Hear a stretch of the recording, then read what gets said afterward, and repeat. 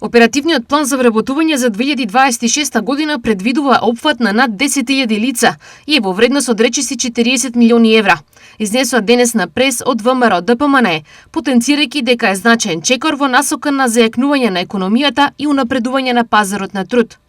СДСМ пак денес поднесува ургенција до председателот на Собранието Гаши за да се овозможи одржување на надзорната расправа за Законот за употреба на македонскиот јазик. Владата предводена од ВМРО ДПМН во фокус го става отварањето на нови работни места и создавање можности за вработување, со што се настојува да се подобри економската состојба и да се намали стапката на невработеност во земјата. Оперативниот план за вработување за 2026 година предвидува опфат на над 10.000 лица и е во вредност од скоро 40 милиони евра.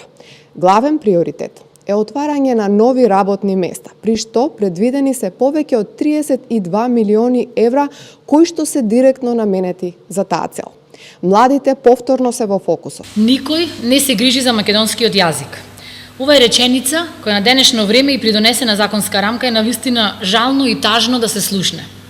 Иако постојано најавувавме и предупредувавме дека Законот за употреба на македонски јазик, кој беше донесен во јануари 2024 година, не се применува, во редовите на ВМРО ДПМН е како на никој да не му е гајле. Затоа денес поднесуваме ургенција до председателот на Собранието, господинот Африм Гаши, да му наложи на матичното работно тело одржување на надзорната расправа за Законот за употреба на македонски јазик.